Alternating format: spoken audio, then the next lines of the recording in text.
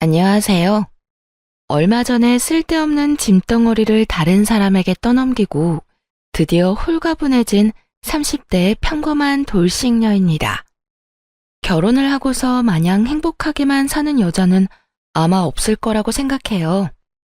알게 모르게 가지고 있는 비밀도 있을 것이고 숨기고 싶은 것도 있을 수 있죠.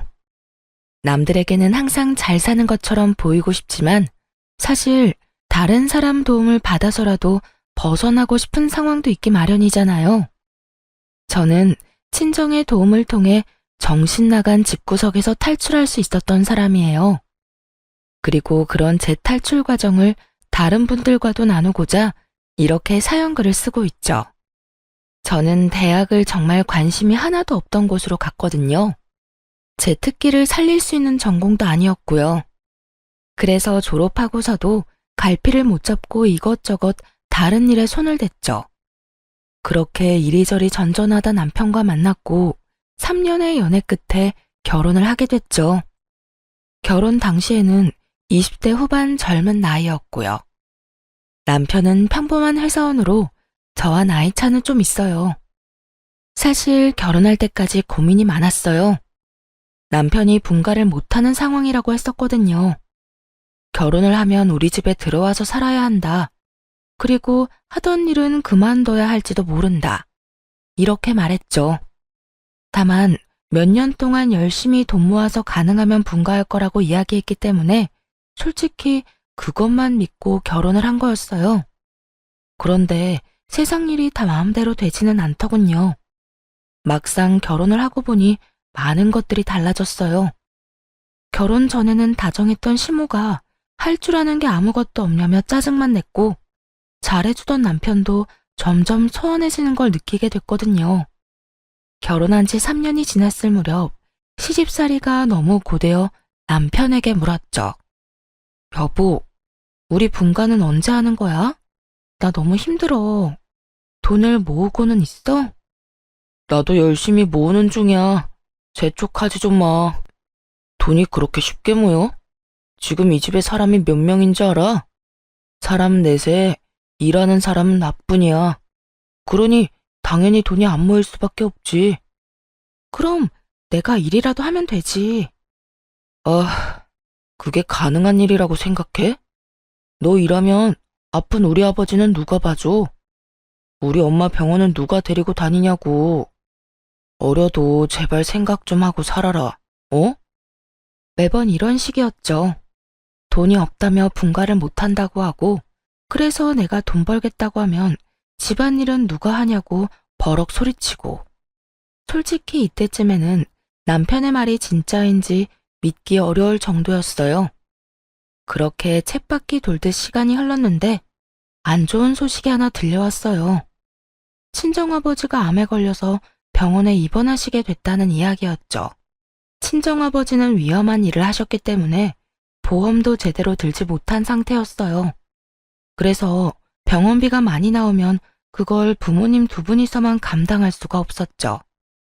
결국 언니와 오빠 저 이렇게 셋이 십시일반 돈을 걷어 감당하기로 결정했어요. 솔직히 처음에는 남편이 좀 도와주지 않을까 생각했어요. 제가 내야 할 금액이 30만 원 정도였고 그간 친정의 명절 제외하고 용돈을 따로 드린 적도 없었으니까요. 그런데 시모에게는 매달 40만 원씩 용돈을 드리고 생활비도 따로 드렸거든요. 그래서 저녁 식사 시간에 남편에게 넌지시 이야기를 꺼냈어요. 여보, 우리 아버지 암으로 병원에 입원하셨어. 그런데 병원비 감당이 안 돼서 언니, 오빠, 나 이렇게 셋이서 나눠내기로 했거든. 30만 원씩 내기로 했는데 그 돈 좀 부탁해도 될까? 30만 원? 그렇게 큰 돈을 갑자기 어떻게 빼? 그리고 넌 돈 벌지도 않으면 쓰는 건 쉽지? 어떻게 내 사정 하나도 고려 안 하고 그런 이야기를 할 수 있어?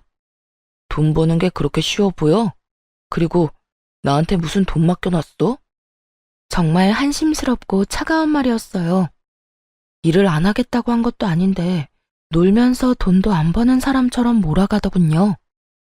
그렇게 말하는 남편 놈을 보며 오랜만에 화가 확 치밀었죠. 그런데 옆에 있던 시모가 더 짜증나는 말을 하더군요. 아이고, 돈 한 푼 안 버는 식충이가 무슨 돈을 달래? 너 돈도 안 벌면서 돈 쓸 궁리만 하는 버러지니? 네 아버지 병원비는 병원비고 우리 아들이 번 돈은 우리 아들 거지. 왜 네가 우리 아들한테 돈을 달라 말라야? 어머님, 저 결혼 전에 일하고 있었어요. 돈 벌고 있었다고요. 그런데 일 못하게 하고 집안일 시키고 아버님 수발만 들도록 만든 게 누군데? 어머님이랑 당신이잖아. 해달라는 대로 했으면 내가 원하는 것도 들어줘야지. 먹여주고 재워주는데 그런 일도 안 하면 그게 사람이야? 그리고 네가 일해봐야 얼마나 벌어? 하반끈도 짧은 게 고작 200만 원 벌어왔으면서 그걸로 유세는? 그 돈 버느니 우리 집에서 일하고 수발드는 게 훨씬 낫지. 그게 왜 훨씬 나아요? 지금 아버지가 아픈데 돈 한 푼도 못 받는 신세인데. 그리고 제가 집안일에 수발만 들어요? 아가씨는 어떻고요? 매번 집에 와서 애나 보라고 시키고 자기는 놀러 나가고. 나갔다 오면 자기는 손이 없나 발이 없나 반말로 물이나 가져오라고 소리나 치고. 두 눈 부릅뜨고 더럽다며 청소나 하라고 시켜먹기나 하고. 제가 며느리이긴 해요. 이게 식모살이지. 요즘 어떤 며느리가 이렇게 살아요. 더 이상은 못하겠어요. 나도 이제 일하러 나갈 거예요. 무슨 말을 해도 너 왜 우리가 괴롭힌 것처럼 말을 해? 그런 건 다 며느리가 하는 일이야. 싫다고 피해갈 수 있는 것도 아니고. 그게 고가오면 결혼을 하지 말았어야지.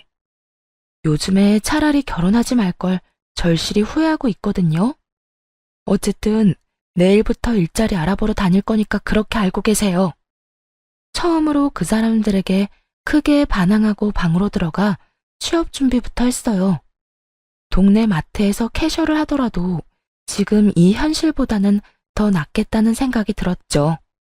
일했는데도 안 들어주면 강제로라도 일할 생각이었고요. 그때 남편이 들어오더니 코웃음을 치더군요. 내일부터 일자리 알아보러 다닌다고? 그게 그렇게 쉬운 것 같아? 돈 버는 게 쉬운 일 같냐고. 그리고 너 일하면서 집안일하는 게 얼마나 힘든지 모르지? 내가 너를 위해서 다 그렇게 하자고 한 건데 결국 고생길로 걸어 들어가는구나. 굳이 옆에서 이렇게 빈정대더라니까요. 어이가 없었어요. 저까지 일을 하면 당연히 집안일은 둘이서 같이 해야 하는 거죠. 마누라가 돈을 못 벌어서 아픈 장인어른 병원비 줄 돈도 아깝다고 했잖아요. 그러니까 직접 돈을 벌겠다는데 여전히 자기는 집안일을 안 하겠다는 뉘앙스로 완전히 남일 말하듯 이야기하는 걸 들으니 열불이 나더군요. 내가 일 시작하면 당신도 집안일 해야지. 왜 나만 해? 이제 나는 내 선에서 할 수 있는 만큼만 집안일 할 거야. 그리고 공부해서 돈 많이 버는 직장 들어갈 거라고. 다 늙어서 그게 되겠냐? 그리고 난 평생 부엌에 들어가 본 적도 없고 손에 물 묻힌 적도 없어. 그러니까 어차피 다 네 일이 될 거야. 혼자 알아서 잘해봐. 그러고는 태연스레 자기 할 일을 하더군요. 너무나 화가 나고 오기가 생겼어요. 어떻게든 남편 눈보다 더 돈을 잘 버는 직장에 들어가 떵떵거려야겠다고 생각했죠. 하지만 공부를 하려면 시간이 필요했고 학원에 다니려면 돈도 필요했어요. 물론 제게는 둘 다 없었고요. 게다가 그 다음날 학원을 알아보려고 나가려니 시모가 저를 붙잡더군요. 그러고는 아주 비웃으며 말했어요. 네가 할 줄 아는 게 뭐가 있어? 그럴 시간에 집안일이나 꼼꼼하게 해. 너 이렇게 선 넘는 것도 내가 봐주는 거야.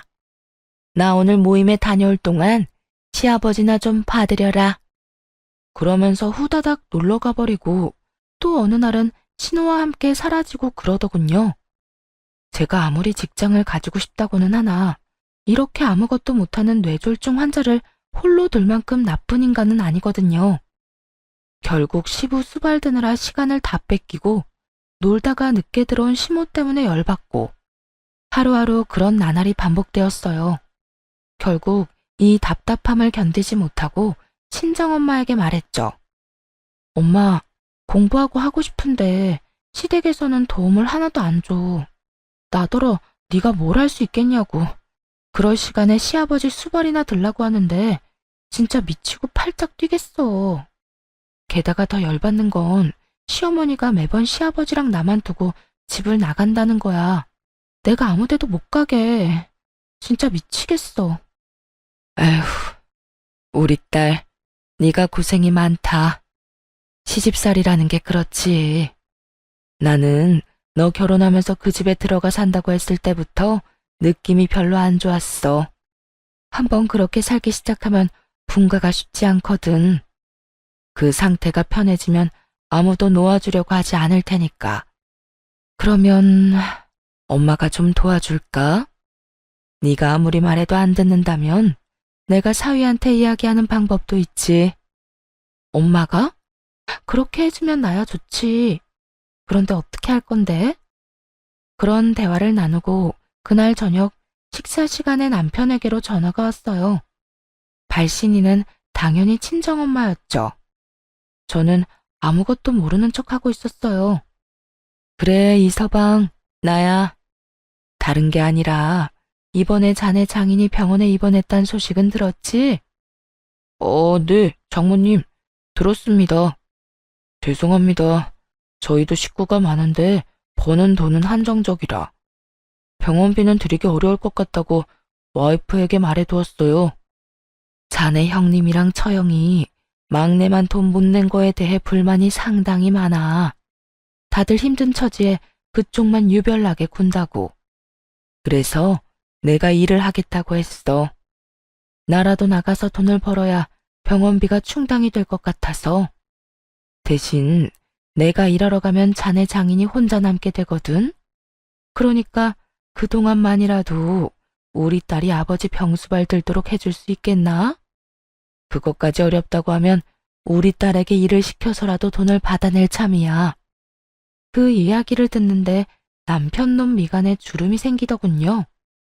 돈을 주느냐 마누라의 노동력을 주느냐, 자기 나름대로는 참 힘든 결정이었겠죠. 돈을 주면 자기 식구들이 쓸 돈이 부족해질 거고, 저를 주면 시댁에서 일할 사람이 없어질 테니까요. 그러면 시모가 싫어할 가능성이 100%였죠. 하지만 장모가 직접 전화를 해서 어쩔 수 없이 자기가 직접 일하러 가겠다고 하며 형님과 처형까지 들먹이니 남편도 답을 안 할 수는 없었어요. 그러면 일하시는 날짜부터 이 사람 보내겠습니다. 아휴, 고맙네. 안 그래도 남편만 두고 이 늙은 몸 이끌고 일하러 가는 게 부담스러웠는데 딸이라도 와서 간병해준다면 나도 마음 놓고 일할 수 있겠어. 그렇게 통화가 마무리되자 남편 놈이 인상을 팍 쓰고는 저한테 그러더군요. 장모님, 언제부터 일하러 가신대? 아마 내일 당장 가신다는 것 같던데. 그럼 내일부터 나 아버지가 입원해 계신 병원에 갈게. 아니, 네가 어딜 가? 너 여기서 네 시아버지 수발 들어야지. 우리 집안일도 해야 하고. 어머니, 당분간은 이 사람 집에 못 있어요. 장인어른이 입원해 계시는데 자식들이 병원비로 30만 원씩 걷자고 했나 봐요. 근데 와이프가 일을 안 하니까 저더러 달라고 했는데 못 준다고 했거든요. 그랬더니 장모님이 일을 하러 가신다네요. 그러면서 장인어른 돌볼 사람 없다고 이 사람 불러서 간병시키시겠대요. 아휴, 그래도 이렇게 갑자기 우리는 준비가 하나도 안 됐는데. 시모가 난색을 표하기는 했지만 결국에는 저를 보내줘야 했어요. 돈을 주지 않을 거면 딸이라도 보내달란 말이 아무래도 남편에게 먹힌 것 같았죠. 그렇게 저는 친정아버지가 계신 병원으로 갔어요. 네 언니랑 오빠가 돈 더 내기로 했어. 너 힘들게 사는 거 다 아는데 괜히 부담 주고 싶지 않다고 하더라. 엄마가 네 압박 병간호할 테니까 너는 하고 싶었던 공부해. 여기서 혼자 공부해도 되고 학원 등록해서 수업을 들어도 좋고. 엄마, 너무 고마워. 진짜 엄마뿐이야. 너무 기뻐서 팔짝팔짝 뛰며 친정엄마를 끌어안고 고마움을 전했어요. 1년이건 2년이건 네 아빠 목숨 붙어있는 동안은 공부할 수 있을 거다. 병원비 안 주려고 결국 너 보낸 거 보니 사위가 앞으로도 돈 줄 생각은 없어 보이더구나. 여기 학원 등록할 때 쓸 돈 넣어놨으니까 이걸로 어서 등록하고 와. 정말 너무 감동적이었어요. 시댁에서 벗어나게 해준 것만으로도 감사한 일인데 학원비까지 마련해 주시다니. 당장 학원에 등록하고 공부를 시작했어요. 원래 공부를 싫어하는 건 아니었던지라 열심히 할 수 있었어요.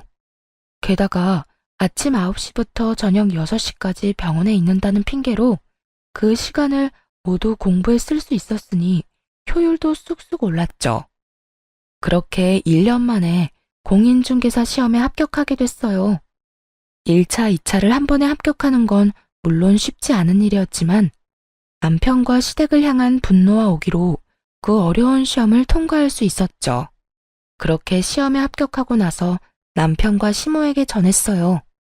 아버지 병간호하며 틈틈이 공부해서 합격했어. 나 공인중개사로 일할 수 있거든.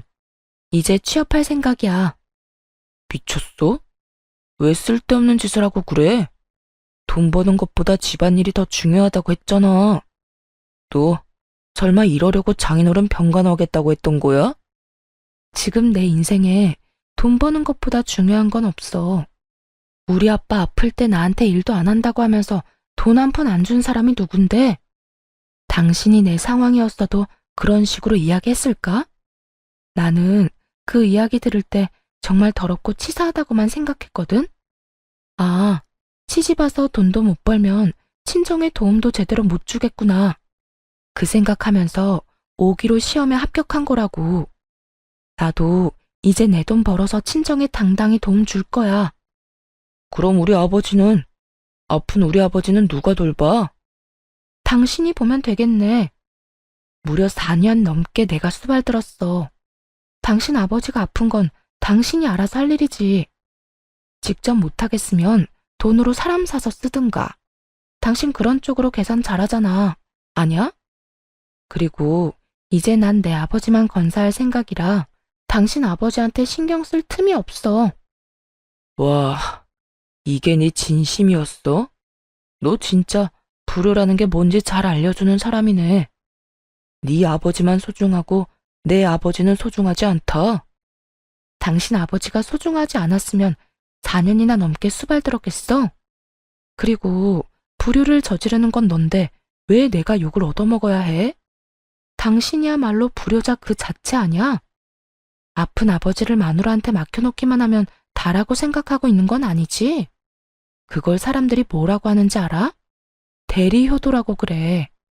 남 시켜먹을 생각만 하지 말고 당신 스스로 효도할 생각도 좀 해. 뭐? 너 지금 말 다 했어? 나한테 감히 그딴 말을 짓거린 거야? 지금까지 속 편하게 먹여주고 재워준 게 얼만데 먹여주고 재워줘? 끼고 있네. 넌 그게 와이프한테 할 말이야? 먹여주고 재워주는 대신 죽어라 일 시킬 거면 그게 식모살이랑 뭐가 달라. 차라리 가정부가 더 낫겠다. 돈이라도 받지. 먹여주고 재워준다는 명목하에 돈 한 푼 안 주고 식모살이 시켜놓고는 이제 와서 뭐? 당신이 대체 뭘 해줬는데 이렇게 당당해? 결혼하면 일하지 말고 집안일이며 수발이나 들라고 한 사람은 바로 너야. 그래놓고 재워주고 먹여준 걸로 생색이란 생색을 다 떨어? 웃기지 마. 눈앞에 보이는 게 하나도 없었어요. 시험 합격이라는 추진력을 얻어 자신감이 가득 찬 상태였거든요. 정말 그 전부터 하고 싶었던 말을 다 했던 것 같아요. 이 상황을 깨부셔야 어떻게든 진전이 있을 거라 생각했거든요. 그런데 밖에서 저와 남편의 실랑이를 다 들었는지 시모가 갑자기 방으로 들어와 난리를 쳤어요. 얘 말하는 것 좀 봐라. 이제 돈 좀 벌 거라고 아예 유세를 떠내. 내가 왜 여태 너한테 일 못하게 한 줄 아니? 이럴까봐 그런 거였어. 어쭙지 않게 번 돈 다 친정에 갖다 바칠까봐. 우리가 너한테 해준 게 얼만데 왜 그 돈을 다 친정에만 주려고 하는 거냐? 당연히 네가 버는 돈의 반은 우리 거지. 저 세상 논리를 펼치며 제가 번 돈의 지분이 자신들에게도 있다는 시무를 보고 너무나 어이가 없어서 할 말을 잃어버리고 말았어요. 말을 잊지 못하고 있자 시모가 아주 기세등등해서 그러더군요. 우리한테 돈 다 줄 거 아니면 일하지 마. 아니면 네가 번 돈으로 그동안 못하는 집안일 책임져야지. 네 시아버지 돌볼 간병인도 고용해야 하고 요리해주고 청소해줄 사람도 구해야 하고 너 때문에 못하는 거니까 네 돈으로 해야 할 거 아니냐. 그거 다 해결하기 전에는 일하러 못 간다. 네가 없으니 다 못하는 일 맞잖니? 집안일 할 사람이 없는데.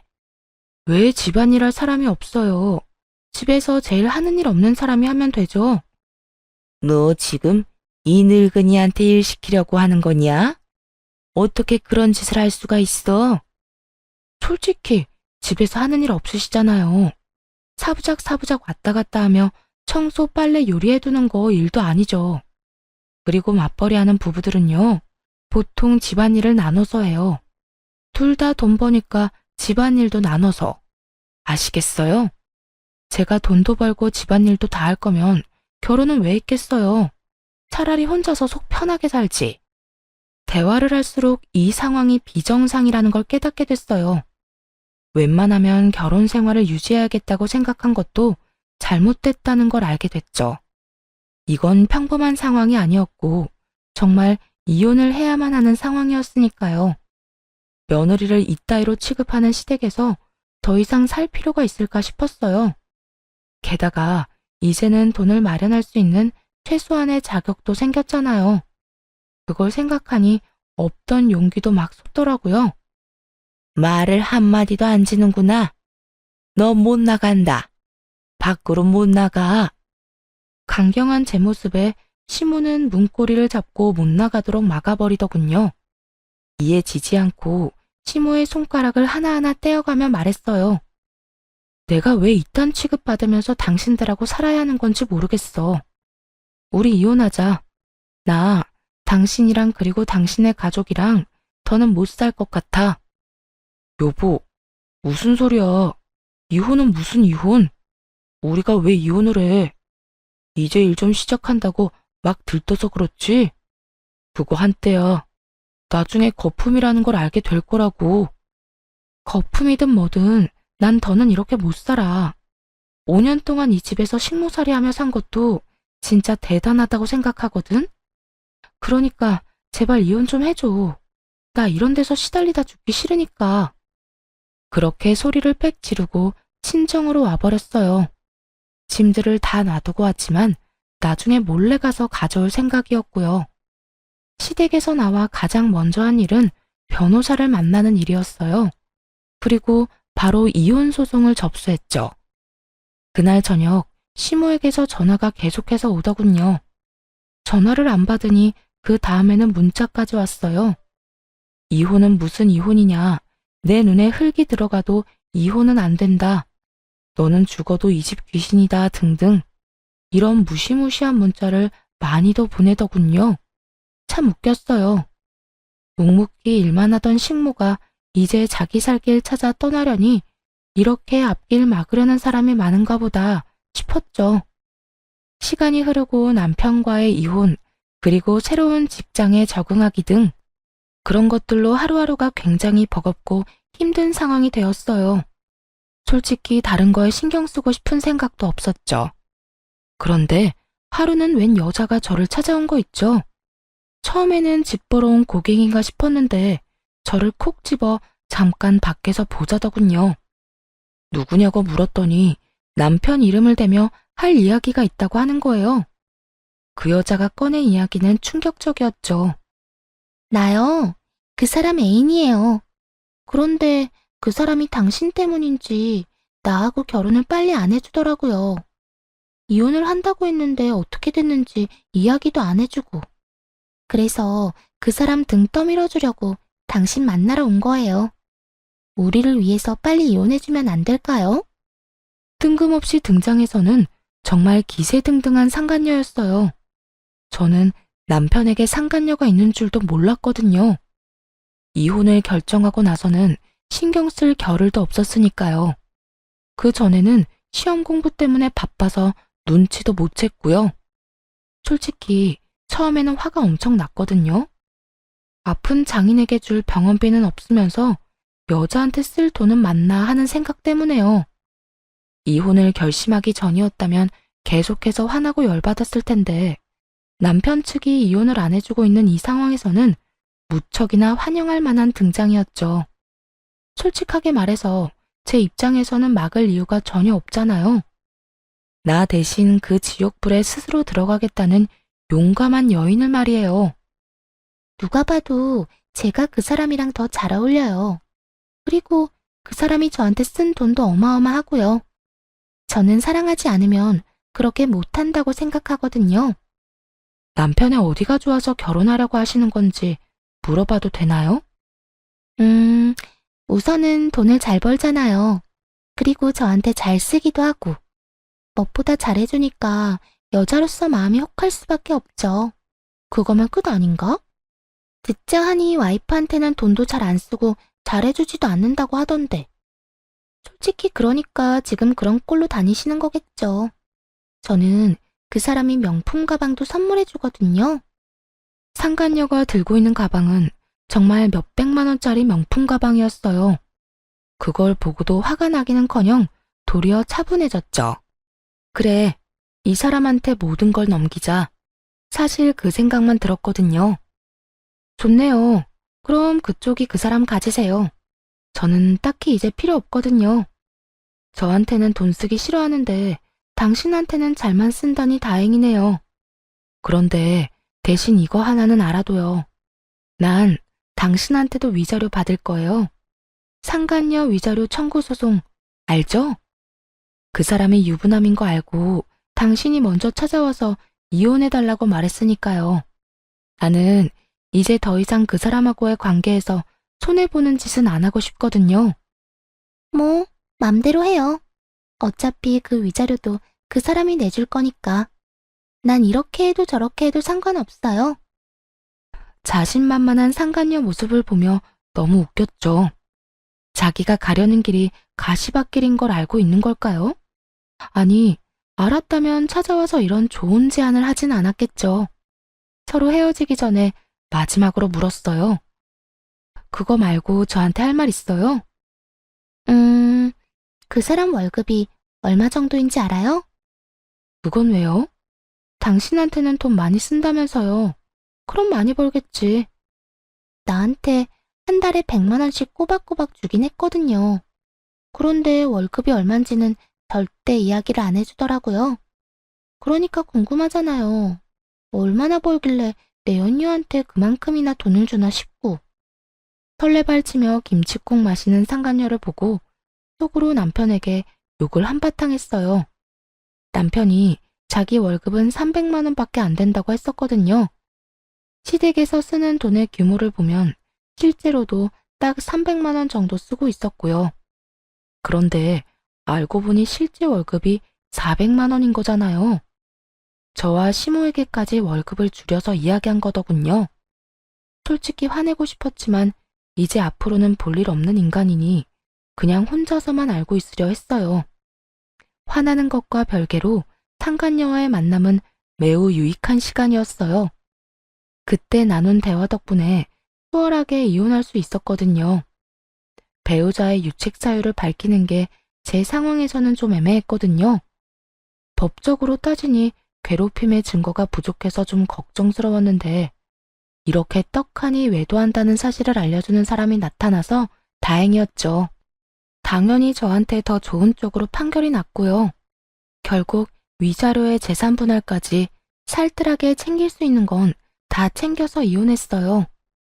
그리고 상간녀 소송까지 진행해서 그 위자료도 빠짐없이 청구했죠. 상간녀의 존재가 드러난 뒤에 남편놈이 시댁에 이야기를 했을 거라고 생각했어요. 불륜 때문에 남편놈이 이 이혼 소송에 저 지고 들어간 거니까요. 이에 대해 설명을 하려면 당연히 다 밝혔을 거라 생각했는데 시모에게 이야기조차 안 했더군요. 그리고 시댁에 상간녀가 들어갔다는 이야기도 없었고요. 그 사실을 어떻게 알았냐고요? 이혼 판결이 난 날 시댁집에 제 물건을 가지러 잠깐 들렀거든요. 솔직히 가져올 짐이 많지는 않았지만 버리기 아까운 물건들이 몇 개 있어서요. 그렇게 시댁에 들어갔더니 시모가 씩씩거리며 집안을 청소하고 있더군요. 그러고는 저를 보더니 폭발한 듯 화를 냈어요. 너 여기가 어디라고 와? 이혼했으면 얼굴도 들이밀지 말아야지. 내가 지금 너 대신 집안일 하느라 죽어나는 거 안 보이니? 며느리가 돼서 이거 하나 못하겠다고 이혼이나 하고 집 나가고. 잘하는 짓이다. 망할 것 같으니라고. 우리를 이렇게 물 먹여놓고 나가서 잘 살 수 있을 것 같아? 넌 나가자마자 망할 거야. 하는 일마다 다 재수가 없을 거라고. 이 천하의 재수없는 년아. 네네. 그런데 왜 어머님이 청소를 하고 계세요? 이 사람 내연녀 있는데요. 사귀는 사람 있어요. 몰래 바람 피운 여자. 그 여자가 이 집에 그렇게 들어오고 싶어 하던데 왜 안 왔나 모르겠네요. 그 여자한테 시키면 되잖아요. 뭐? 그런 여자가 있어? 너 왜 숨겼어? 그런 여자가 있으면 당장 데려와야지. 봐라. 너 같은 거 없어도 우리 집에 여자가 넘쳐난다. 우리 아들 마누라 자리를 탐내는 여자가 이렇게 많아. 어머니, 아직은 시기상조예요. 불러서 뭐 어쩌시려고요? 일단 나중에 좀 더 시간이 지난 뒤에 불러서. 그동안 내 어깨며 허리며 다 못 쓰게 되면 네가 책임질래? 난 이제 못한다.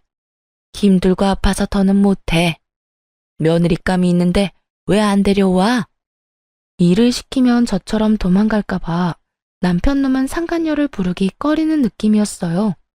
하긴 그럴 가능성은 충분히 높았죠. 상간녀가 얌전히 집에서 일할 만한 관상은 아니었거든요. 돈 때문에 남편과 저를 하루빨리 찢어놓으려는 여자였는데 여기서 시모가 시키는 대로 일을 한다고?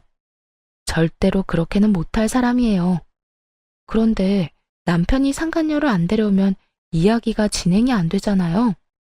저도 내심 이 집안이 풍비박산 나는 거 보고 싶었거든요. 그래서 몰래 그 여자한테 문자 보냈어요. 남편놈 어머니가 당신 보고 싶어 하니까 당장 달려오라고요. 야무지게 지도도 첨부해서 말이죠. 그리고 두 번째 폭탄을 시모 앞에 터뜨려줬어요. 하긴 데려오기 좀 그럴 수도 있죠. 그 여자 데려오려면 월급 이야기도 솔직하게 해야 하니까요. 월급? 그게 무슨 소리야? 이 사람이 그동안 저랑 어머님 속이고 상간녀한테 매달 100만 원씩 줬대요. 세상에, 월급이 300인 줄 알았는데 400이더라고요. 그중에 100만 원이나 매달 내연녀한테 쓰다니 얼마나 통 큰 사람이에요. 어머니한테는 꼴랑 용돈 40만 원만 주던 사람이. 제 말에 정신이 획가닥 돌았는지 시모의 눈이 뒤집어지더군요. 이 미친놈이 여자한테 100만 원씩 줬다고? 야, 네가 진짜로 미쳤구나. 어떻게 집도 아니고 밖에다가 그렇게 돈을 뿌리고 다녀? 그래놓고 여태 돈 없다고 용돈을 40만 원만 줬어? 이 천하의 나쁜 놈 같으니라고. 너 엄마는 줄 돈 없다고 속이고 바람 피우는 년한테 돈 다 몰아준 거야? 시모도 화가 날 만하죠. 우리 아버지 아프다고 병원비 좀 달라 했을 때 돈 없다고 안 주던 놈이 원래는 100만 원이나 더 벌고 있었다는 걸 알았을 때 저처럼요. 저 대신 열심히 화내며 남편 놈 등짝을 두드리는 시모를 보고 묘한 희열을 느꼈어요. 그리고 옆에서 짐이나 부지런히 챙겼죠. 두 사람이 싸우거나 말거나 저하고는 이제 상관없잖아요. 구경하는 건 너무 재밌었지만 굳이 끼고 싶지는 않으니까요. 그런데 도중에 벨이 울리더군요. 혹시라도 남편놈이 돌려보낼까봐 손수 문을 열어줬어요. 상간녀가 등장하자 남편놈 얼굴이 부들부들 떨리기 시작하더군요. 너 여기 왜 왔어? 내가 때 되면 부른다고 했잖아. 상간녀에게 한 소리 하려는 남편놈을 맞고 상간녀에게 웃으며 말했어요. 어머, 잘 오셨어요. 저도 이제 막 짐 다 싸서 나가는 길이거든요. 앞으로 여기서 먹고 자고 함께 지내며 시부모님 수발 들고 식모살이 하시면 돼요. 저를 대신해서 말이죠. 그럼 당신 원하는 대로 해줬으니까 저는 이만 갈게요. 남편놈은 차마 고개를 들지 못하고 푹 숙여버렸고 시모는 잘한다는 듯이 흐뭇해하며 제가 하는 말을 듣고 있었죠. 상간녀는 당황스러운 표정으로 저와 남편을 번갈아가며 쳐다볼 뿐이었어요. 어리둥절해하는 그 여자를 놔두고 얼른 짐을 챙겨 잽싸게 집으로 돌아와 버렸네요. 남편 놈을 어렵게 반품했는데 다시 반송되기라도 하면 큰일이잖아요. 그 뒤에 들려온 소문의 내용이야 뻔했죠. 전 시모의 강력한 요구로 상간녀가 전 남편과 혼인신고를 했다더군요. 그리고 혼인신고를 하자마자 집에 들어오라고 했나 봐요. 상간녀가 들어올 생각을 안 하니 전 시모가 시댁에 들어와야 인정하겠다고 했고요. 결국 전 남편과 전 시모의 요구에 상간녀는 시댁에 입성하게 됐죠. 사람이 같이 생활하다 보면 알잖아요. 그 집에 시부모님만 살았는지 아니면 저희 부부가 내내 같이 살았는지요. 분가하지 않고 지내야 한다는 사실에 상간녀가 제대로 놀랐나 봐요. 자기는 사기당한 거라고 전 남편에게 책임지라고 당장 분가하자고 난리를 쳤대요. 전 시모는 시모대로 집안일도 제대로 안 하는 며느리만 보면 떽떽거리다가 결국 지쳤는지 며느리 모시고는 못 산다며 아들을 들들 볶아댔다고 하더라고요. 그런데 더 웃긴 건 전 시모와 상간녀가 주도권 때문에 싸운 게 아니었다는 거예요. 사기 결혼 당했다고 생각한 상간녀는 돈이라도 왕창 뜯을 생각을 한 건지 결혼 후에도 전 남편에게 매달 100만 원씩 달라고 했대요. 전 남편 놈은 잡은 물고기한테는 밥 안 주는 것처럼 돈을 안 줬고요. 저한테 했던 말을 상간녀한테도 똑같이 했다고 들은 것 같아요. 집에만 있으면서 돈 쓸 데가 어디 있냐고요. 그런데 두 사람의 대화를 듣고 있던 전 시모가 뭐라고 했다는 줄 아세요? 살림 안 하는 며느리 대신 자기한테 그 돈 내놓으라며 아들 붙잡고 호소했다네요. 그러자 상간녀가 전 시모 머리채 붙잡고 늙은 노친네 운운하며 먼저 싸움을 걸었고 결국 전 시모도 상간녀의 머리를 쥐어잡으며 서로 피 터지게 싸웠다고 하더군요. 이게 다 상간녀 입에서 나온 이야기예요. 친구들, 지인들 할 것 없이 모든 사람에게 다 말하고 다니는 바람에 전 남편과 전 시모의 평판은 완전히 바닥을 쳤죠. 그 뒤로 조용하더니 어느 날 지인으로부터 전 시모의 근황을 들을 수 있었어요. 글쎄, 전 시모가 상간녀와 드자비를 한 뒤로 화병이 나서 드러누웠대요. 친정엄마에게서 그 이야기를 듣는데 얼마나 웃기던지 한참 배꼽 빠지게 웃었네요. 저는 이혼 후에 친정으로 들어갔어요. 아버지 병간호를 하며 틈틈이 일도 했죠. 그러나 이혼한 지 얼마 안 돼서 아버지는 돌아가셨어요. 그래도 병원에서 말했던 1년보다는 더 오래 사셨네요. 이혼을 하고 혼자 된 저를 많이 안타까워하셨지만 그 어느 때보다도 생기 있게 일하는 모습을 보시고는 마음 놓고 가셨답니다. 아버지가 돌아가신 뒤에는 유산을 조금 나눠받았어요. 거기에 재산 분할로 받은 돈과 위자료 그리고 상간녀 소송으로 받은 돈까지 합해서 저만의 작은 공인중개사 사무소를 개업했어요. 몇 년 만에 정신없이 일하니 그게 너무너무 재밌더라고요. 돈 버는 재미에 푹 빠져서 다른 건 생각도 안 났죠. 그런데 6개월쯤 지났을까요? 제 공인중개사 사무소에 전 시모와 전 남편이 떡하니 찾아왔더군요. 무슨 행패를 부리려 여기까지 왔나 싶어 신경이 곤두섰어요. 그러니 말이 곱게 나갈 수가 없었죠. 무슨 일로 찾아오셨어요? 여보. 전 남편 놈이 어이없게도 저를 여보라고 부르더군요. 상간녀랑 혼인신고했다는 사실을 다 알고 있는데도 말이죠. 죄송하지만 저한테는 남편이 없는데요. 얼마 전에 이혼했거든요. 미안해. 길게 할 말이 있는데 시간 괜찮아? 예약 손님 곧 오실 거니까 짧게 이야기해주세요, 짧게. 갑자기 분위기를 잡으려는 전 남편의 말을 끊으며 최대한 짧게 말하라고 했어요. 길게 말하고 싶은 마음도 없었지만 일터에서 언성 높이고 싸우고 싶진 않았거든요. 그러는 순간 새 가게에 때가 묻은 기분이 들 것 같아서요. 저기, 제발 우리 집으로 다시 돌아와주면 안 될까? 당신이 하는 거 뭐든지 다 허락해주고 일하는 것도 막지 않을게. 그냥 집에 다시 돌아오기만 하면 돼. 정말 다른 건 바라는 거 하나도 없어. 당신 하자는 대로 다 할 수 있어. 아니, 갑자기 찾아와서 무슨 헛소리야? 여보세요. 우리 6개월 전에 이혼했어요. 아직 이혼 서류에 잉크도 다 안 말랐는데 갑자기 도대체 이게 무슨 짓이야. 혼자 잘 살고 있는 사람한테 갑자기 찾아와서. 당신이 없으니까 집이 잘 안 돌아가. 우리 집 지금 완전 엉망이야. 당신이 있었을 때가 제일 완벽했던 것 같아. 너무 어이가 없었어요. 저 하나 없다고 그 집이 안 돌아갈 리가 있나요? 그저 돈 쓰기 싫으니까 일이 다 막힌 거겠죠. 그 집에는 지금 공짜로 일해줄 사람이 없었나 봐요. 식모가 필요하면 돈을 주고 식모를 고용해. 왜 잘 사는 사람한테 와서 이딴 헛소리를 하는데?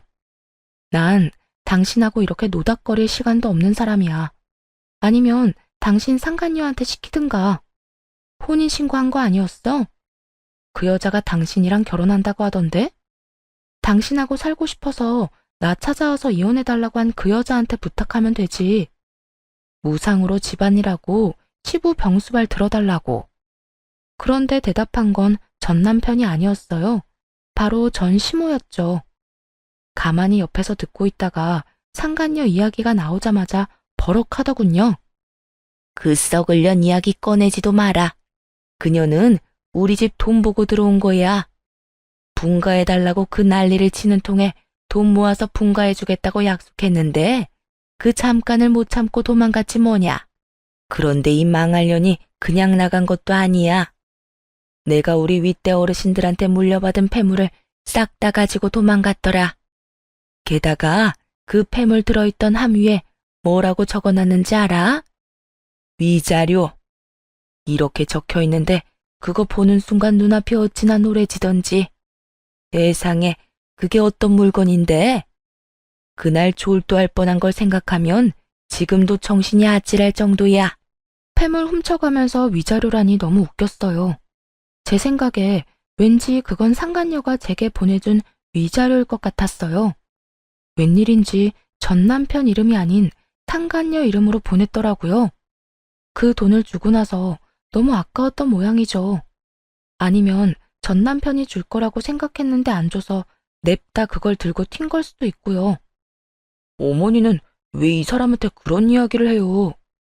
창피했는지 전 남편이 제 눈치를 보며 그렇게 말하자 전 시모가 급발진하며 소리치더군요.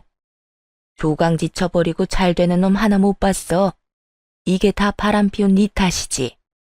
아니, 아내가 이렇게 잘 될 줄 알았으면 이혼을 하지 말았어야지. 이혼할 건수조차 주지 말았어야지. 괜히 상간녀랑 바람 피운다고 헛짓거리하는 바람에 결국은 봐라.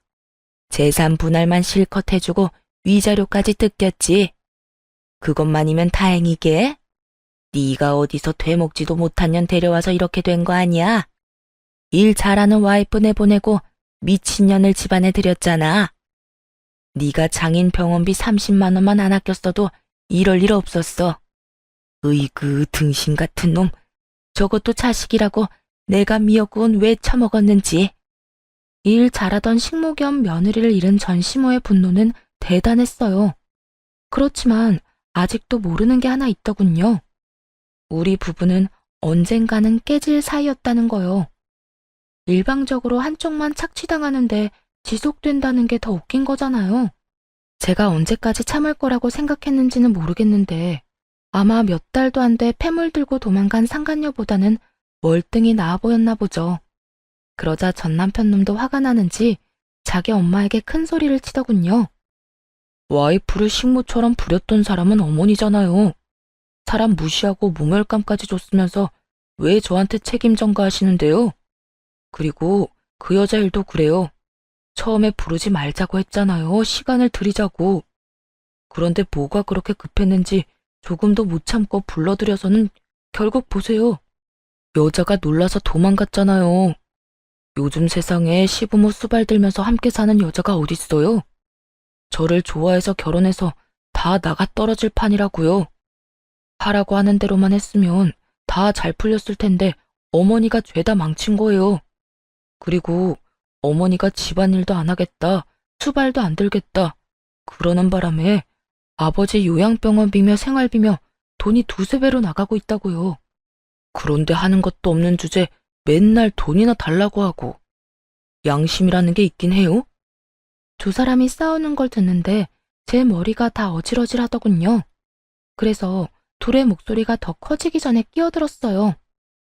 남의 사업장에서 이러지 마시고 싸우시려면 밖에 나가서 싸우세요. 그리고 나간 김에 좀 꺼져 주시고요. 남 탓은 대체 왜 하시는 거예요? 둘 다 똑같이 잘못한 건 사실이잖아요.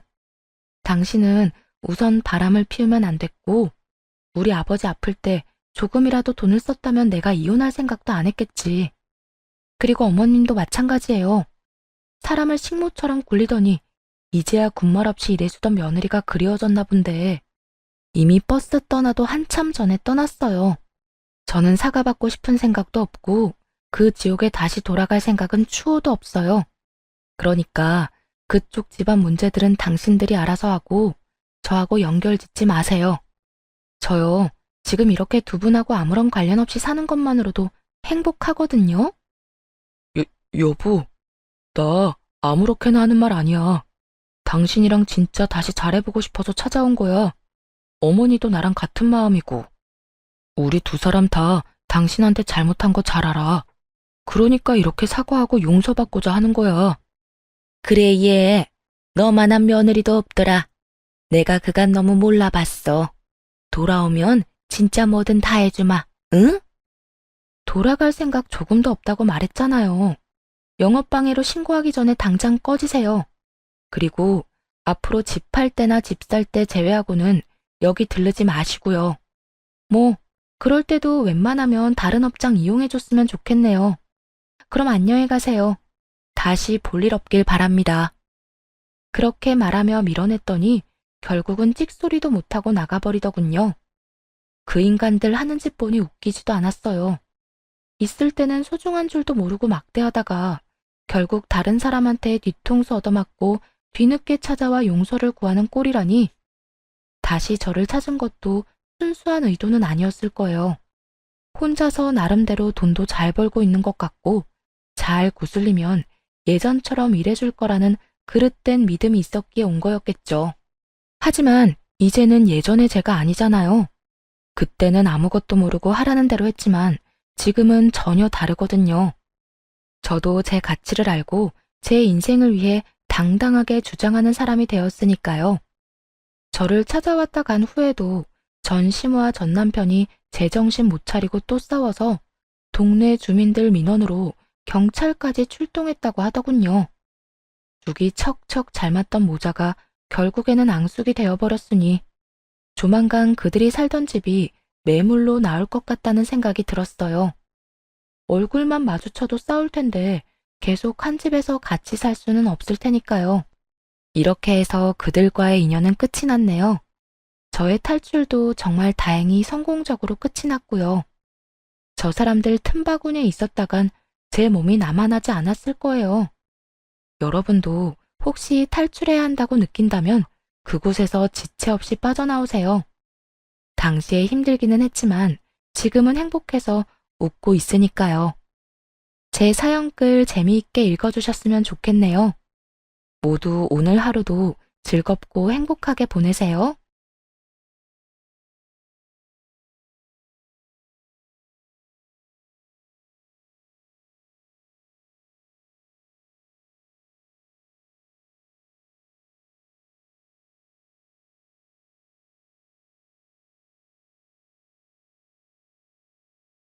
안녕하세요. 어린 나이에 혹독한 세상을 깨닫고 홀로서기에 성공한 30대 싱글맘입니다. 살다 보면 사람이 실수 하나쯤 하잖아요. 저의 실수는 남편과의 만남, 그리고 결혼이었던 것 같아요. 남편을 처음 만났을 때 제 나이는 고작 23살이었습니다. 대학을 재수해서 들어갔는데 거기서 남편을 만났고 금세 결혼 이야기가 오갔죠. 제 뱃속에 소중한 아이가 자라고 있었거든요. 그렇다고 그 책임에서 벗어나려고 하진 않았어요. 최대한 책임을 지고 싶었죠. 남편은 그 당시에 자기는 잘 모르겠다는 말만 되풀이했어요. 솔직히 직장이 있는 것도 아니었고 돈을 많이 모아둔 것도 아니어서 그런 남편이 이해되기는 했어요. 제가 임신을 했으니 아이와 저를 먹여 살려야 하잖아요. 아니면 제 몸 상태가 돌아와 다시 일할 때까지만이라도 돈을 벌어다 줘야 했죠. 그런데 남편은 능력이 별로 없었거든요. 대학 졸업은 했지만 취업이 안 되고 있었으니까요. 그때 엄마가 이렇게 말해줬어요. 네가 책임지겠다고 했으니 엄마가 어떻게든 도와줄게. 이른 나이에 임신하게 된 걸 반기는 건 절대 아니다. 하지만 이미 생겨버린 아이에게 죄를 물을 수도 없는 노릇이지. 할 수 있다면 너희가 책임을 지는 것이 맞고 대신 둘 다 그럴 마음이 있어야 허락해 줄 거야. 만약 결혼하겠다고 하면 작지만 집도 한 채 선뜻 내어줄 거고. 사위될 총각이 아직 직장도 없다니 네 아빠에게 이야기해서 취직도 시켜줄게. 너무나 고마웠어요. 현실적이고도 저와 남편을 배려해주는 말에 엄마에게 고마움을 표했죠. 엄마는 너 미혼모로 만들고 싶지 않아. 차라리 좀 일찍 결혼하는 게 나을 거다. 그리고 엄마가 알아보니 네 시어머니 될 분이 참으로 사람이 좋다고 하더구나. 그래서 마음이 좀 놓이기도 하고 그래. 이미 엄마는 이것저것 다 알아본 뒤였어요. 하긴 딸을 급하게 결혼시켜야 하는데 그런 것도 알아보지 않을 분이 아니셨죠. 그러자 옆에서 엄마 이야기를 듣고 있던 남편이 두 눈을 반짝이며 답했어요. 장모님, 감사합니다.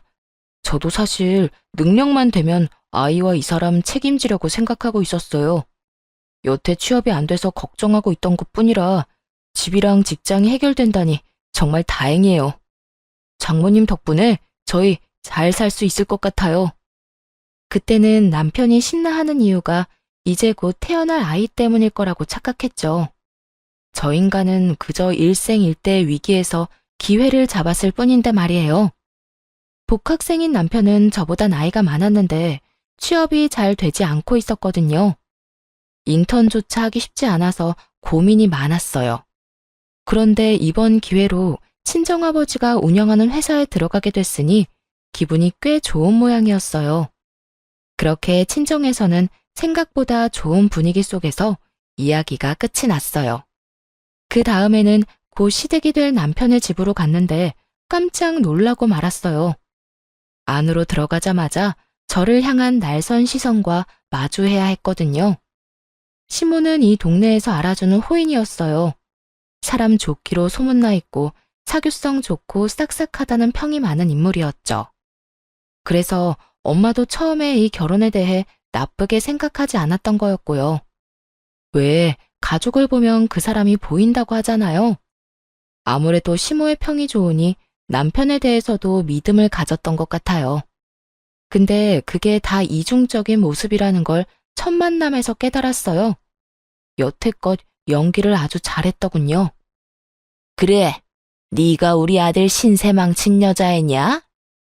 이미 남편이 제가 임신했다는 이야기를 밝혔고 저희 집에서는 둘을 결혼을 시켰으면 한다고 전화로 말을 전한 상태였죠.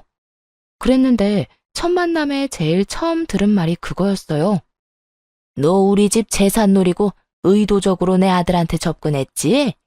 어린 나이에 책임도 못 질 일은 왜 저질렀어? 어린 년이 벌써부터 야가 빠져가지고 남자 앞길이나 맞고 말이야. 임신은 저 혼자 하나요? 당연히 오빠도 피임 안 했으니까 임신했죠. 그리고 제가 왜 오빠 앞길을 막아요? 엄마가 오빠 일자리까지 알아봐 주셨는데. 야, 이 맹랑한 것 좀 봐라. 그래, 이 정도로 당돌한 성격이니 우리 아들이 못 당했겠지. 일자리까지 알아봐 주는 거 보면 뻔하지. 앞길 창창한 우리 아들 지금이라도 찜해놓고 싶다 이거잖아. 아무리 제 자식이 잘나 보인다지만 너무 웃기지 않나요?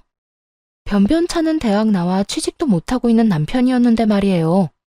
앞길이 창창했으면 알아서 좋은 직장 찾아갔겠죠. 엄마, 왜 이래? 장모님이 집도 해주시고 나 취업도 시켜주신대. 이 근처에 있는 곳인데 장인어른이 하시는 회사야. 넌 배 알도 없어? 벌써부터 장모님 장인어른 아주 혼자 난리가 났네. 그리고 그건 당연한 거 아니냐? 우리 아들 데려가려면 그 정도는 해줘야지. 우리 쪽 요구사항은 너희가 살 집 공동명의로 해달라는 거다. 그거 아니면 우리는 이 결혼 허락 못해. 공동명의요? 생각지 못한 요구에 당황스러웠어요. 엄마가 집을 해주겠다고 했을 때 어떤 집인지 이야기해주지 않았거든요. 그래서 저도 친정엄마에게 물어봐야 했어요. 전화를 해서 바꿔드리니 스피커폰으로 연결한 시모가 이렇게 말하더군요. 네, 들으셔서 알겠지만 우리 쪽이 한참 치고 들어가는 결혼이에요. 당연히 우리가 원하는 건 받아야 한다고 생각하고요. 그 집 공동명의로 안 해주시면 저는 이 결혼 안 시킬 겁니다. 그래도 돈 한 푼 안 내고 집은 가져가는 건 좀 그렇네요. 그러면 돈을 반만 내시겠어요? 저희가 주려는 집은 제 명의로 된 20평대 아파트예요. 이 근처에 있는 아파트인데 연식은 좀 됐지만 리모델링 싹 해서 깨끗하고요. 세입자 곧 나가면 다시 수리해서 쓸 예정이거든요. 아파트 금액에 리모델링 수리비까지 합하면 6억은 되는데 3억만 주세요. 그러면 공동명의 해드릴게요. 3억이요? 우리는 지금 애 결혼시킬 생각도 없거든요. 아니, 문제를 일으켰으면 일으킨 사람이 해결을 해야지. 왜 우리가 돈까지 주고 그 집에 들어가야 해요? 돈 주고 들어오라고 한 적 없고 제 명의 집에 들어와 살라고 했잖아요. 이제 와서 공동명의니 엉뚱한 소리 하신 건 그쪽이고요. 돈이 없으면 사위를 우리 집에 보내서 처가살이 시키세요. 한 3년쯤 지나면 공동명의로 해줄 테니까. 그러자 이번에는 남편 얼굴이 새하얗게 질렸어요. 생각만 해도 목이 졸리는 기분이었을 거예요. 20대 후반에 갑자기 애아빠가 되어 안 그래도 부담스러울 텐데 처가살이라니. 남편이 급히 엄마에게 말했어요. 장모님, 아닙니다. 저희 어머니가 욕심이 과하셨어요. 너무 신경 쓰지 마세요. 그러고는 전화를 탁 끊어버렸어요. 그러자 시모가 눈에 쌍심지를 켜고 남편에게 한 소리 하더군요. 너 미쳤어? 그게 얼마짜리 집인데 이렇게 날려? 잠깐 들어가 사는 건데 집 생기는 거면 네가 득보는 거야. 당장 처가살이 하면서 집 받아와. 엄마, 미쳤어요? 돈에 눈이 멀어서 자식을 어디다 보내려고 하는 건데. 얘네 집에 오빠만 둘이야. 게다가 장인어른 회사에서 일하는데 집에서도 마주치라고. 나는 그렇게 못해. 엄마가 갈 거 아니면 나 보낼 생각 하지 마. 나는 그냥 직장 생긴 것만으로도 좋으니까. 너 이런 식으로 물렁하게 굴면 남들한테 다 뺏기고 살아. 네 몫은 네가 챙겨야지. 언제까지 엄마가 네 뒤치다꺼리하게 만들래? 시모에게 혼이 나도 남편 놈은 그저 룰루랄라 모르는 척했어요. 시모에게 매번 잔소리만 듣다가 새로운 집도 얻었지, 직장까지 얻었지. 본인은 무척이나 즐거웠겠죠. 그러나 저에게는 그리 좋은 일이 아니었어요.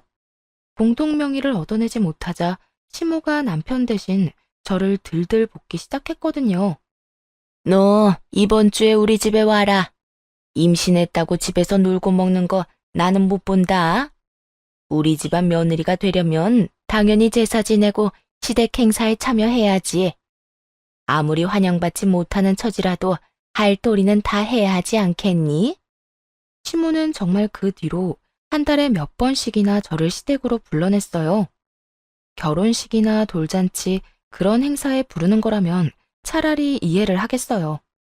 하지만 그저 일을 시키려고 부를 때가 많았죠. 시댁에 가면 매번 힘들게 일을 해야 했어요. 쓸고 닦고 청소하고 냉장고도 치우고 분리수거도 하고. 일이 너무 힘들어서 좀 쉬기라도 할라 치면 시모의 불호령이 떨어졌어요. 젊은 게 체력이 왜 이렇게 없어? 이래가지고 우리 아들 내조는 하겠어? 뱃속에 있는 애가 누구 애인지는 몰라도 나는 정 붙일 일 없을 거다. 너도 내가 원한 며느리가 아닌데 애한테까지 왜 정을 붙여야 해? 그러니까 애 핑계 대면서 쉴 생각 하지 마. 이런 끝도 없는 괴롭힘과 폭언에 저도 점점 지쳐가고 있었어요. 오빠, 어머님 좀 어떻게 해봐. 일부러 시키려고 청소도 안 하시고 나를 기다려. 나 이제 배도 불러오는데 언제까지 이렇게 힘들게 일해야 해? 어머님 진짜 손주 가진 며느리한테 너무하신 것 같아. 네가 별나다는 생각은 안 해? 우리 엄마가 왜 너를 괴롭혀? 할 일이 없는 것도 아니고. 그런 일로 나 힘들게 하지 마. 안 그래도 일 배우느라 힘들다고. 제 마음은커녕 진실조차 바라보지 않으려는 남편에게 너무나 실망했어요. 남편이 이러면 저도 거부할 방법이 없었죠. 그래서 친정아버지를 이용하기로 했어요. 우선 집에 할 일이 있냐고 물어보았습니다. 다행히 주택에 사셔서 정원이며 구들방 장작이며 손이 많이 필요하다 하시더라고요. 그래서 아버지에게 부탁해서 남편을 좀 불러다 쓰라고 했어요. 첫 주에는 간단하게 정원에 있는 잔디밭을 깎으라고 시키셨죠. 정원이 좁지 않았던 터라 남편 놈은 그날 종일 잔디를 깎고 밥도 못 얻어먹은 채 터덜터덜 집으로 돌아왔어요. 다음번에는 울타리 페인트질을 시키셨어요. 그리고 그 다음은 겨울용 장작을 정리하는 일을, 그 다음에는 꽃나무 자리를 바꿔 심는 일을 시키셨죠. 집안일보다 더 고된 전원주택 가꾸기에 남편 놈은 한 달 만에 화를 내더군요. 장인어른한테 한마디 좀 해줘. 일할 때도 뵙는데 일 마치고 저녁이랑 주말에도 장인어른을 봐야 해. 그리고 매번 사람 불러다가 일부러 냅다 시키시는데 진짜 죽기 일보 직전이야. 설마 장인어른이 일부러 나 괴롭히시는 거 아니야? 그래서 기분이 별로야? 별로? 별로이기만 하겠어? 진짜 개떡 같아. 나도 좀 쉬는 날이 있어야 할 거 아니야. 매번 불러다 쓸데없는 일만 시키시고.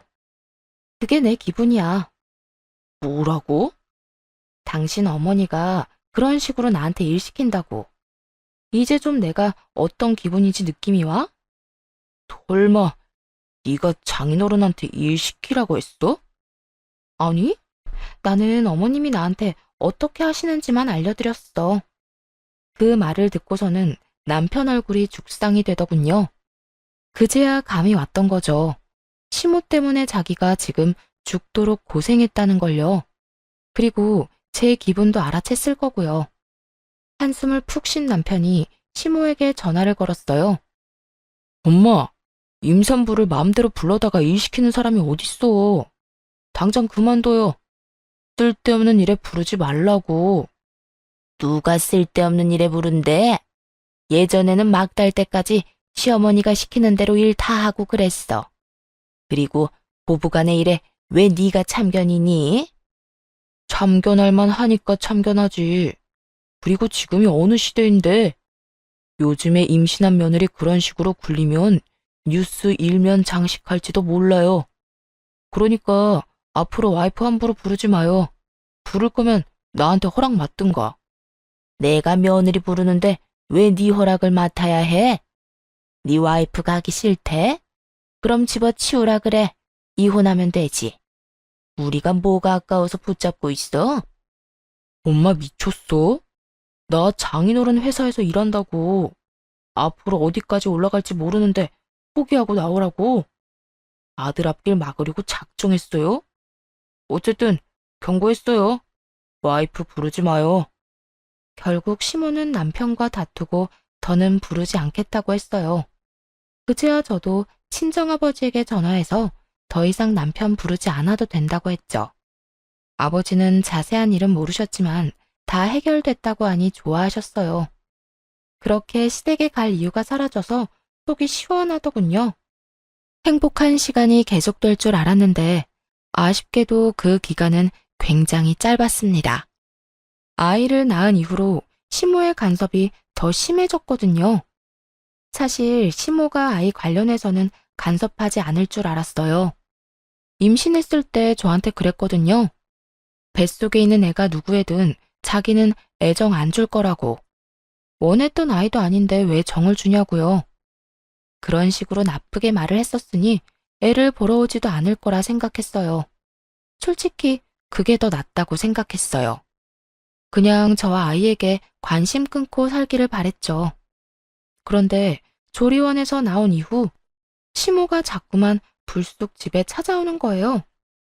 하루는 애를 재워놓고 얼른 씻고 나오려는데 갑자기 현관문 도어록 비밀번호 누르는 소리가 들리더군요. 남편이 퇴근할 시간이 아니라 너무 놀라 튀어나왔는데 문 앞에 시모가 있었어요. 어머님? 여기는 어쩐 일로 오셨어요? 갑자기 연락도 없이. 왜? 연락도 없이 오면 안 되는 곳이냐? 여기 내 아들 집이기도 한데 뭘? 너희 어떻게 사는지 보러 왔다. 애 낳았다고 설마 우리 아들 밥도 안 먹여 보내는 건 아니지? 네가 낳은 아비 모를 그 애보다 우리 아들이 나한테는 더 소중해. 그러면서 시모는 냉장고를 뒤지기 시작하더군요. 정말 너무 현실감 없는 모습이었어요. 목욕하고 나와 옷도 제대로 입지 못한 저, 안방에서 자지러지게 울고 있는 아이. 그 와중에 시모가 한숨 섞인 목소리로 소리쳤어요. 내 이럴 줄 알았다. 집에 반찬이라고는 마른 반찬뿐이네. 음식을 든든히 먹여야지. 넌 네 엄마한테 그런 것도 못 배웠니?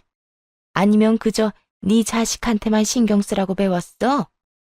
정말 하나같이 마음에 안 드는 집구석이야.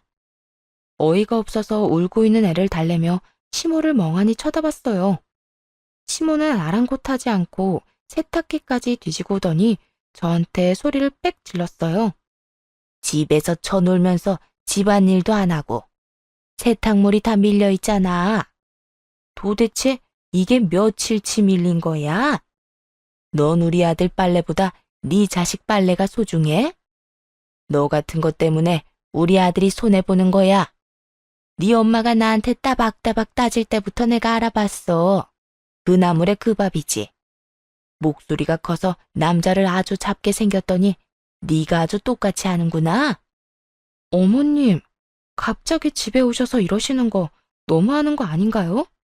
지금 애 아빠 출근하고 1시간도 안 지났어요. 집안일은 나중에 제가 다 알아서 할 거예요. 그리고 식사도 다 챙겼고요. 뭐가 그렇게 못마땅하세요? 이게 지금 집에 갑자기 찾아와서 이렇게 소리치고 화낼 만큼 중요한 일이에요? 남편이 무슨 어린애예요? 자기 앞가림 못하는 꼬맹이냐고요. 그리고 다 큰 남편보다 아무것도 혼자서 못하는 어린애가 더 중요한 건 당연하죠.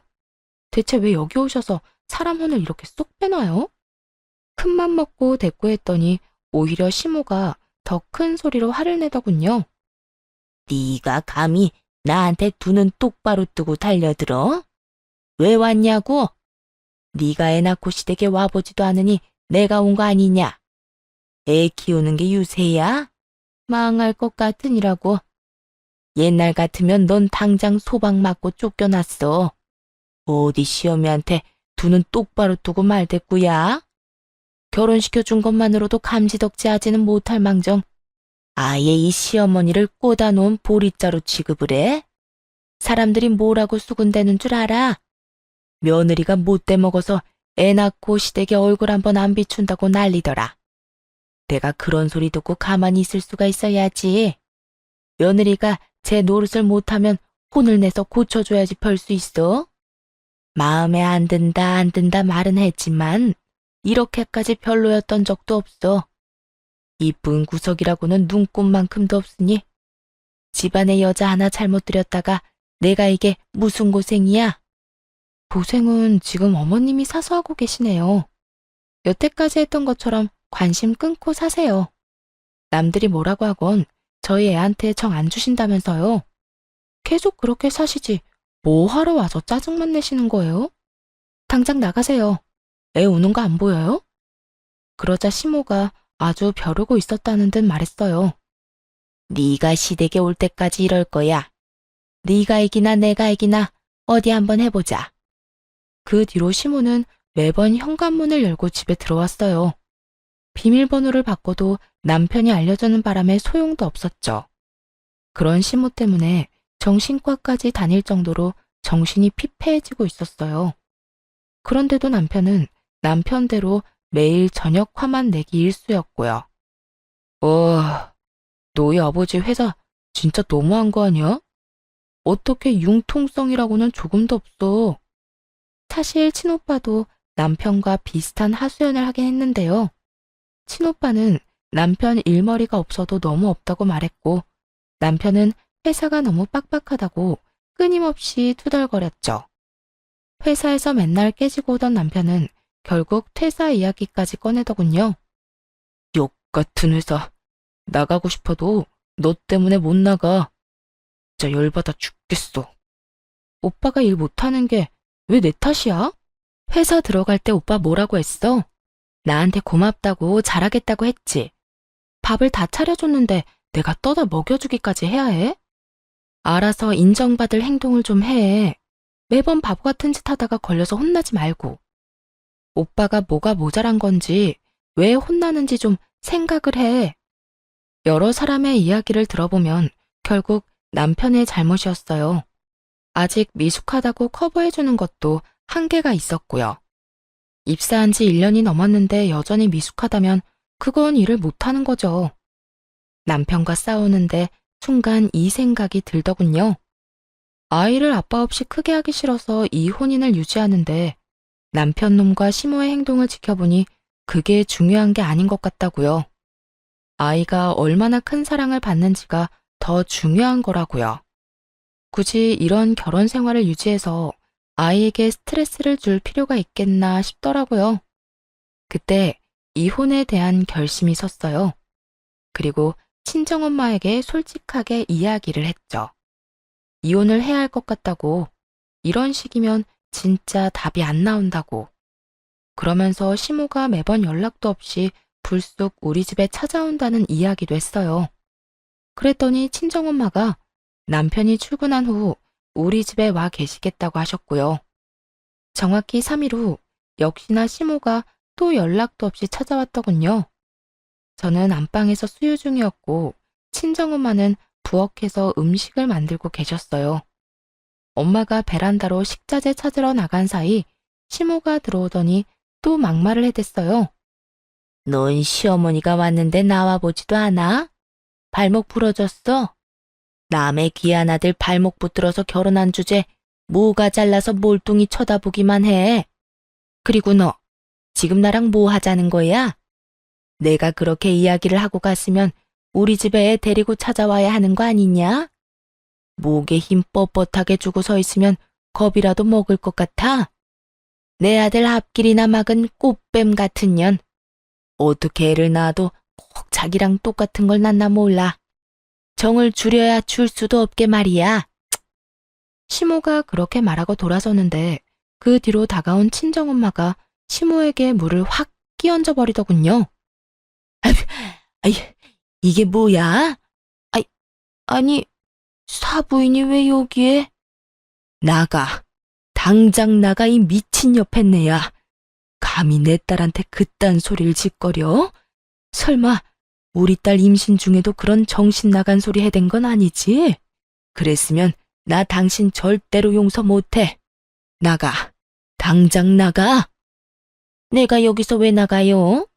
여기 우리 아들 집이기도 하거든요. 여기가 왜 남편 집이에요? 엄밀히 말하면 여긴 우리 엄마 집이거든요. 엄마가 원하지 않는 사람은 누구든 내쫓을 수 있어요, 합법적으로. 그리고 밥버러지처럼 일도 못하고 와이프한테 화풀이만 하는 당신 아들 반품할 테니까 같이 데리고 나가요. 뭐? 밥버러지? 인연이 미쳤나? 감히 누구 아들한테? 미친 건 그쪽이겠지. 감히 내 집에서 내 딸한테 그딴 소리를 해? 당장 나가. 내 딸이랑 손주한테 2번 다시 연락하지 말고 인연 끊어. 누가 손해인지 나중에 다 알게 되겠지.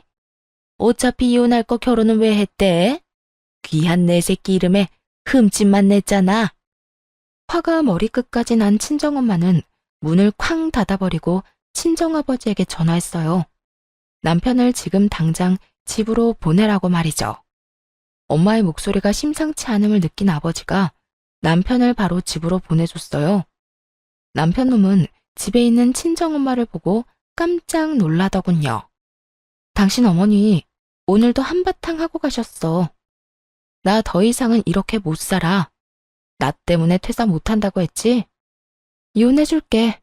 그러니까 너도 맘 놓고 퇴사해. 대신 이대로 헤어지면 내 아들에 대한 권한은 모두 나한테 넘기는 거야. 그거 하나 약속하면 바로 이혼해줄게. 그게 정말이지? 나중에 딴소리 하지 마. 남편 놈은 이때다 싶어 이혼을 흔쾌히 반기더군요. 젊을 때 결혼했으니 친구들 놀러 갈 때 끼지도 못하고 회사에서도 계속 일 못해서 혼만 나는 상황이었으니 마음이 편했나 보죠. 저도 잘 됐다 싶었어요. 애한테 미련 없는 놈 붙들고 사느니 이렇게 각자 인생 사는 게 나을 테니까요. 그렇게 깔끔하게 이혼할 줄 알았는데 이혼 과정이 생각보다 짜증났어요. 시모가 이혼 소송 중에 위자료를 내놓으라고 하더군요. 결혼 기간 동안 시모에게 얼마나 지독하게 괴롭힘 당했는데 제가 왜 위자료를 줘야 하나요? 게다가 남편 놈은 한술 더 떠서 재산 분할까지 해야 한다고 하더라고요.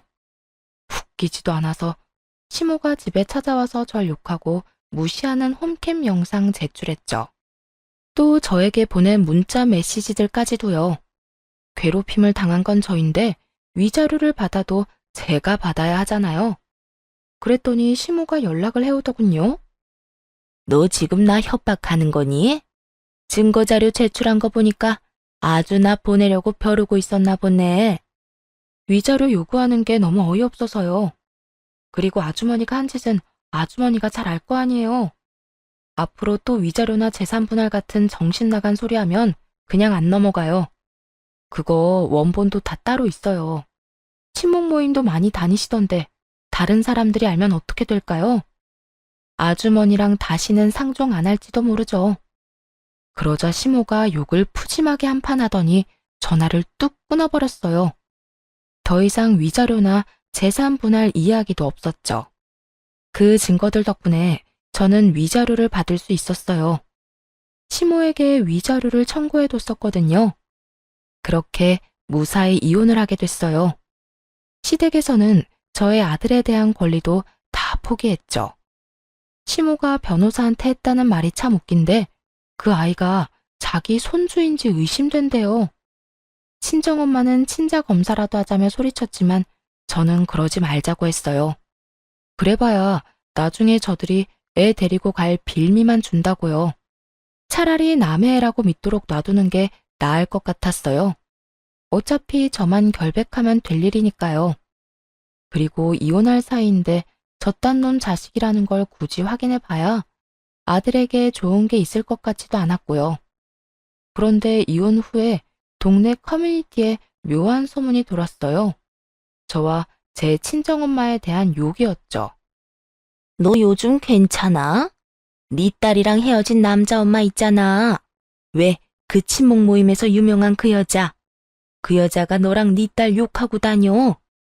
뭐? 욕을 해야 할 사람이 누군데? 그 망할 인간이 대체 뭐라고 욕을 했는데? 내 입으로 말하긴 좀 망측한데. 네 딸이 꽃뱀에 재활용도 안 되는 쓰레기라고 하더라. 잘 나가는 자기 아들 속여서 결혼해놓고 나중에 버렸다고 한다니까? 자기 아들이 아주 순진한 피해자래. 난 너한테 들어서 알잖아. 그 사람이 네 딸을 어떻게 대했는지. 근데 모르는 사람들은 거기에 동조돼서 너랑 네 딸 욕을 하고. 이야기를 듣는 순간 친정엄마의 인내심이 한계에 달했어요. 그래서 그 길로 변호사를 찾아가 전 시모를 명예훼손으로 고발하셨죠. 불특정 다수에게 대놓고 저와 엄마의 실명을 거론하며 명예를 훼손했다고요. 그리고 수소문에서 전 시모가 다니는 친목회의 회장들 전화번호를 다 알아냈고 그 사람들에게 영상과 문자 내용을 보냈어요. 전 시모가 저한테 막말하고 욕한 영상과 문자들 있잖아요. 그러면서 전 시모가 하는 말은 진실이 아니고 우리가 당한 쪽이라고 말했어요. 다른 사람들에게도 이 내용을 알려 진실을 바로잡으려고 말이죠. 그러자 한 친목회 회장이 연락을 해오더라고요. 양쪽의 입장이 너무 달라서 어떻게 하기 힘드니 와서 직접 이야기하라면서요. 친정엄마는 잘 됐다 싶어 모임 사람들이 있는 곳으로 갔어요. 거기서도 전 시모는 저와 엄마 욕을 연락에 하고 있더군요. 엄마가 말없이 가서 냅다 동영상부터 트셨죠. 볼륨을 최고로 해서 말이에요. 전 시모의 모습, 말투, 목소리가 고스란히 나타나니 모두가 당황한 눈치였어요.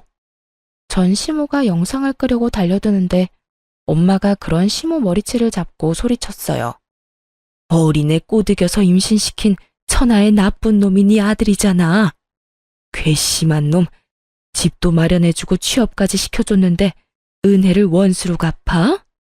아들을 그딴 쓰레기로 키웠으면 적어도 남 욕하고 다니지는 말아야지. 그런 쓰레기 엄마인 너도 똑같은 쓰레기야. 알아? 재활용 안 되는 쓰레기? 그거야말로 네 이야기겠지. 꽃뱀?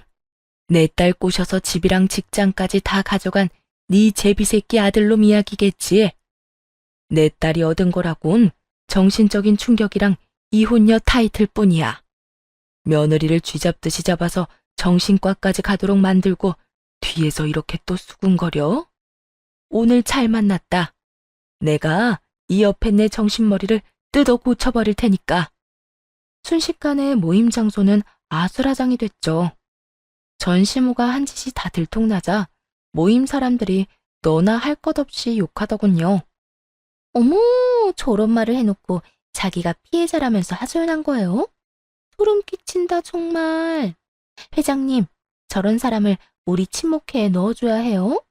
같은 모임에 있다는 것만으로도 우리까지 같은 취급당할 수도 있어요. 맞아요. 어떻게 어린 며느리 데려다가 저런 막말을 하고. 나도 딸 키우는 입장인데 저건 아니지. 게다가 여자 쪽이 집도 해주고 남자 직장까지 해결해줬으면 잘해보자는 뜻이었을 텐데. 정말 은혜를 원수로 갚았네. 이래서 사람 속은 아무도 모르는 거라니까. 그렇게 사람 좋은 척 하더니 봐. 영상 없었으면 나는 못 믿을 뻔했어. 그 친목회를 시작으로 동네 커뮤니티에서 전 시모는 퇴출되기에 이르렀고 사람들의 꾸짖음과 쓴소리에 충격받아 밖에 못 나간다는 이야기를 들었어요. 결국 사람들 눈길을 참다 못했는지 나중에는 이사까지 갔다고 하더라고요. 그렇게 엄마가 나서주신 덕분에 모양새는 좀 그랬지만 명예는 지킬 수 있었어요. 잘못했으면 꽃뱀의 진짜 쓰레기 같은 인간이 될 뻔했잖아요. 나쁜 쪽이 누군지 밝혀졌으니 저와 엄마는 다른 이들의 동정과 안쓰러움을 샀죠. 그런데 그게 끝이 아니더라고요. 전 남편까지도 대학 친구들한테 제 욕을 하고 다니더군요. 그 어머니의 그 아들이라더니 어쩜 하는 짓이 이렇게 똑같은지. 제 친구가 하는 말이 전 남편이 이렇게 이야기하고 다녔답니다. 걔가 입사시켜준다고 엄청 생색내는데 들어가 보니 별것도 없더라고. 그런데 일은 또 얼마나 힘들게 시키는지.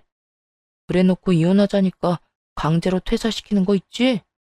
야, 아무리 가족 경영이라고는 해도 이게 맞냐?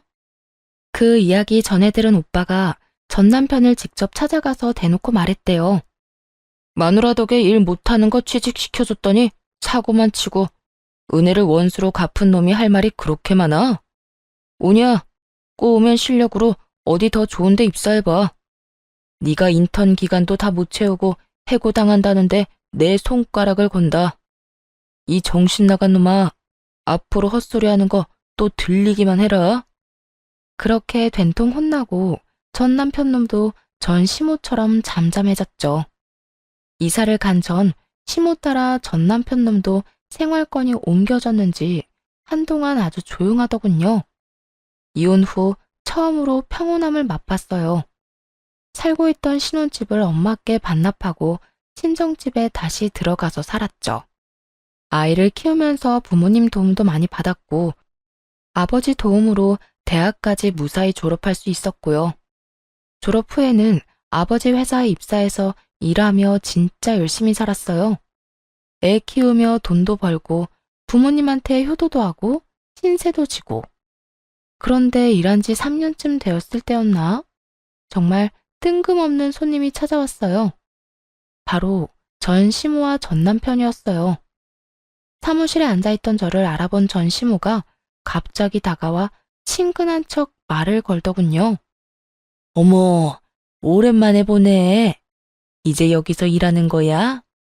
하긴 네 아버지 회사니까 이렇게 잘 된 거 보니 많이 아깝네. 근데 우리가 남은 아니지 않니? 내 손주 키우고 있으니 내 며느리지 뭐.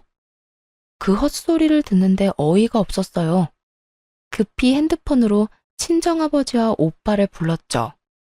전 시모는 그런 줄도 모르고 뒤에 서 있던 전 남편을 데려와 제 앞에 세우더군요.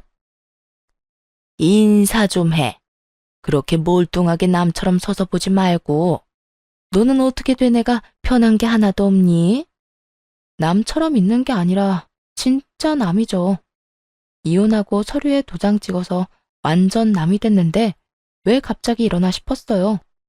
그때 전 시모가 회사를 찾아온 진짜 이유를 말하더군요. 사실 내가 부탁할 게 하나 있어. 우리 아들이 이 회사에서 일한 적 있잖아. 부부였던 정도 있는데 다시 취직 좀 시켜주면 안 되겠니? 옛날에 맡았던 그런 직책 말고 좀 더 좋은 거 있잖아. 나이도 작고 얘도 보는 눈이 있는데 네가 한번 잘 알아봐줘, 응? 정말 어이가 없더군요. 얼굴에 철판을 깔았나. 어떻게 그 난리를 쳐서 이혼한 며느리한테 와서 이런 부탁을 하는 건지 아무리 생각해봐도 이해가 안 가더라고요. 사실 전 남편이 일을 못 구하고 있다는 소식은 친구들을 통해 듣기는 했어요. 딱히 특별한 일도 아니었죠. 아버지 회사의 얘기만 들어도 얼마나 일을 못했는지 알 정도였으니까요. 배운다고 해결될 게 아니라 그건 마음의 문제였어요. 잘못된 점이 있으면 그걸 반성하고 고쳐야겠다는 생각을 해야 하는데 자기가 잘못했다고 생각하지 않으니 반성은커녕 고칠 생각도 안 하는 거죠. 그러다 또 똑같은 미스가 생기고 또 똑같이 혼나고 아버지 회사가 아닌 다른 곳에서는 뭐 달랐겠어요? 똑같았겠지. 안에서 샜던 바가지가 밖에서 안 셀 리가 없잖아요. 물론 이제 더 이상 저와 관련 있는 바가지는 아니지만 어쨌든 그런 이유로 전 남편이 매번 직장에서 잘린다는 이야기를 들었고 친오빠의 말대로 인턴 기간을 다 채우기도 힘들다더군요. 근처 괜찮은 회사에는 이제 지원도 못하고 일용직만 전전하다가 결국은 전 와이프가 있는 회사까지 또 오게 된 거였어요. 남은 정이라도 한번 기대어 볼 요량으로 말이죠. 시모도 그제야 깨달은 것처럼 보이더라고요. 자기 눈에는 차고 넘칠 만큼 자랑스러운 아들이 사실 일 하나 제대로 못하고 매번 잘리기만 하는 반편이라는 걸. 솔직히 좋다고 얼른 떠나간 놈이 다시 제 발로 여길 찾아올 줄 상상이나 했겠어요? 진짜로 우리 회사에서 일할 생각이야? 너 이혼할 때 어떻게 했어? 퇴사시킨다고 했더니 좋다고 하고 나갔지? 근데 다시 여길 들어오겠다고? 그거 네 생각 아니고 너희 어머니 생각이지? 어머 얘, 무슨 그런 소리를 하니? 아니야. 얘도 당연히 너희 아버지 회사가 좋았다고 했지. 그리고 회사에서 문제 있어서 잘린 것도 아니거든. 너희 이혼하면서 퇴사한 거지. 딱 봐도 시모가 추진한 일이었어요. 하지만 전 남편도 별다른 뾰족한 수가 없으니 끌려온 거겠죠. 우리가 이혼을 해서 퇴사한 게 아니죠. 일을 너무 못해서 겨우겨우 결혼으로 잡아둔 인간이 제 발로 그만뒀는데 어떻게 회사에 다시 넣어줘요? 웃기지도 않아 정말. 이미 이혼했고 우리 남남이니까 솔직히 더 이상 엮이고 싶은 마음 없어요. 실수로라도 여기에 저 인간을 다시 넣어주는 일은 없을 테니까 그렇게 하세요. 이제 겨우 살만한데 얼굴 들이밀어서 과거 떠오르게 하지 말고 그냥 가시라고요. 온몸을 부들부들 떨며 이 뻔뻔한 모자에게 빽 소리를 질렀어요. 그 와중에도 전 남편은 달래려는 건지 잘 보이려는 건지 슬쩍 다가오며 이러더군요. 자기야, 너무 그러지 말고 우리 아이를 생각해. 애가 이제 많이 컸지? 슬슬 아빠 찾을 나이인데. 아빠 빈자리가 얼마나 크겠어. 아들 생각해서라도 다시 잘해볼 생각 없어? 나는 요즘 우리의 생각이 많이 나. 전 남편의 그 얘기에 코웃음을 칠 수밖에 없었어요. 이혼하고 애 한 번 만나러 오지도 않은 인간이 할 말은 아니지.